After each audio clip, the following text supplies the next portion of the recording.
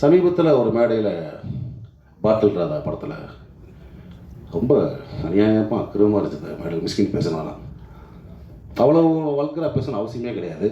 இயக்குனர்லாம் என்ன வேணால் பேச கிடையாதுல்ல. அந்த மாதிரி ரொம்ப வீடியோ பார்த்தேன். ரொம்ப நம்மளுக்கு தலைக்குனிவாக இருந்துச்சு. தமிழ் சினிமா வந்து இந்திய சினிமாவில் வந்து ஒரு பெரிய மதிக்கக்கூடிய ஒரு இடத்துல இருக்குது தமிழ் சினிமா. தமிழ் சினிமா இயக்குநர்கள் மட்டும் இல்லை, தொழில்நுட்ப கலைஞர் அனைவரையும் வந்து இந்தியா சினிமா லெவலில் ஒரு பெரிய மதிக்கக்கூடிய இடத்துல இருக்காங்க. அதே மாதிரி இந்த மேடை இருக்குல்ல, ஒரு பிரசாத் தேட்டர் மேடை, பல ஜாம்பவான்களை பார்த்த மேடை. தென்னிந்தியாவில் இருந்து மட்டும் இல்லை, இந்தியா முழுவதும் வந்து இந்த மேடையில் அமர்ந்து பேசிட்டு போயிருக்காங்க. எவ்வளோ functions, audio launch, trailer release, success meet, இந்த மாதிரி. ஸோ அந்த மாதிரி மேடையில் வந்து இவ்வளோ பத்திரிகையாளர்கள் நண்பர்கள் இருக்கீங்க. நீங்கள்லாம் பெண் பத்திரிகையாளர் இருக்கீங்க, நம்ம நண்பர்கள் நிறைய பேர் இருக்காங்க. அங்கே வந்துட்டு மொத்தம் அம்மான்றது பேசிக்கிங்க, வெளியே பேசிக்கிங்க. ஒரு மேடை நகரிங்கன்னு ஒன்றும் இல்லையா? என்ன வேணால் பேசுகிறதா? அவ்வளோ புக்கு படிச்சிருக்கீங்கன்றீங்க, அவ்வளோ படங்களை பார்த்துருக்கோம், உலக படங்களை பார்த்துருக்கேன்னு சொல்கிறீங்க, அவ்வளோ உலக புக்ஸை படிச்சிருக்கேன்றீங்க. அப்புறம் என்ன அறிவு இருக்கும் உங்களுக்கு? குறைந்தபட்சம் ஒரு நகரியம் வேணுமா? ஒரு மேலே பேசுகிற பேச்சா? உங்களுக்கு பெண் குழந்தை இருக்குது, எல்லாத்துக்கும் எனக்கு பெண் குழந்தை இருக்குது, ஸோ எல்லாத்துக்கும் இருக்காங்க. ஸோ மேடை நாகரிகம்ன்றது ரொம்ப முக்கியம். இந்த மேடை எவ்வளோ நாகரிகமாக பார்த்தீங்களா? யாராவது தப்பான வார்த்தை அதெல்லாம் கிடையாது. தம்பின்னு கூப்பிடுறது வேறு. தம்பி நம்ம எல்லாத்தையும் கூப்பிடலாம். வாடா தம்பி, உட்கார தம்பி, எந்திரா தம்பின்னு. அவன் நம்ம அண்ணன் நினைக்கணும், அது முக்கியம் ரொம்ப. அப்படி உங்களை யார் அண்ணன் நினச்சா எனக்கு தெரில. எல்லாத்தையும் சகட்டு மடிக்கு வாடான்றாரு, போடான்றாரு, உட்காருன்றாரு. இதை நான் இன்னைக்கு பேச நினைக்கல, தொடர்ந்து பல மேடைகளை பார்த்துட்டு வரேன் நான் மிஸ்கின் பேச்சுக்களை. சமீபத்தில் அண்ணன் வாழானுக்கு வந்து 25th இது இயர் கொண்டாட்டம். அங்கே பார்த்தா அவர் என்னமோ பெரிய குடியார மாதிரியும் படுத்து கிடந்தான் பாலா, அவன் தான் பாலான்றது. இங்கே வந்து இளையராஜா வந்து அவன் தான் இளையராஜான்றது. யாரா நீ? நீ என்ன அவ்வளோ ரெப்பாட்டாக்குற தமிழ் சினிமாவில்? எனக்கு ஒன்றுமே புரியல. ஒரு போலி அறிவாளி அப்படிதான் சொல்லணும். அதாவது அன்றைக்கு மேடையில் பார்த்தோம்னா மிக திறமையான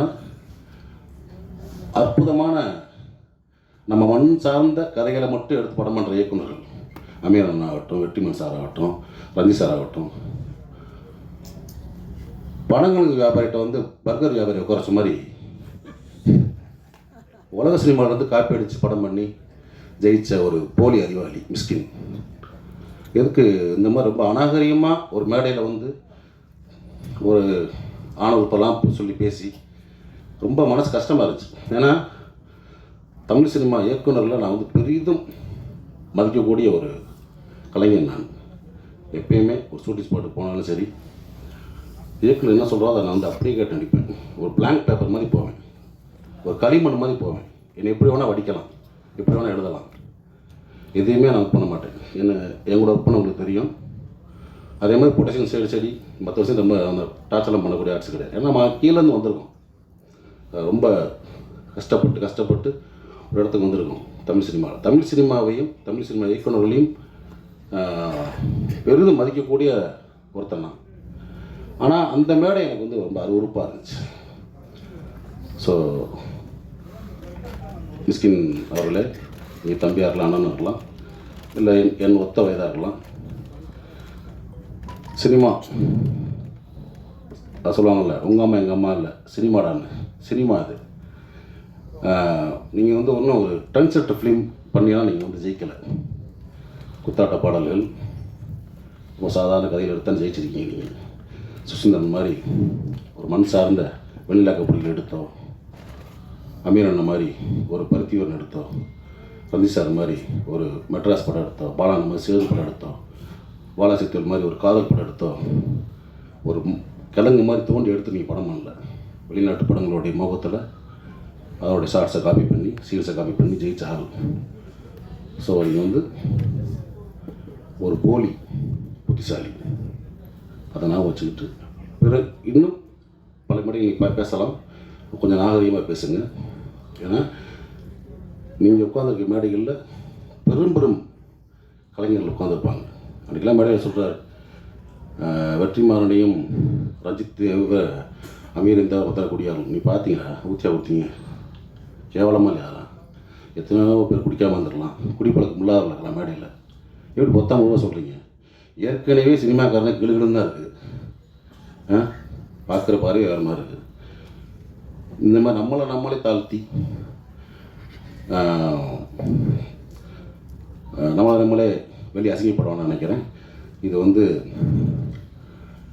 என்னுடைய மனக்குமுறல். ஏன்னா இப்போயும் சொல்கிறேன், தமிழ் சினிமா இயக்குனரில் பெரிதும் மதிக்கக்கூடிய வணங்கக்கூடிய ஒருத்தன் நான். ஸோ அந்த மாதிரி இப்போ இருக்க ஒரு இயக்குனரில் இந்த மாதிரி சும்மா போகிற போக்கில் ஒருத்தவங்க அது இதுன்னு பேசுகிறது வந்து அனுமதிக்கக்கூடாதுன்னு நினைக்கிறேன். ஸோ அதை நான் வந்து இங்கே பதிவு பண்ண நினச்சேன். அதுக்கு வந்து என்னுடைய கண்டனங்களை கண்டிப்பாக தெரிவிச்சுக்கிறேன்.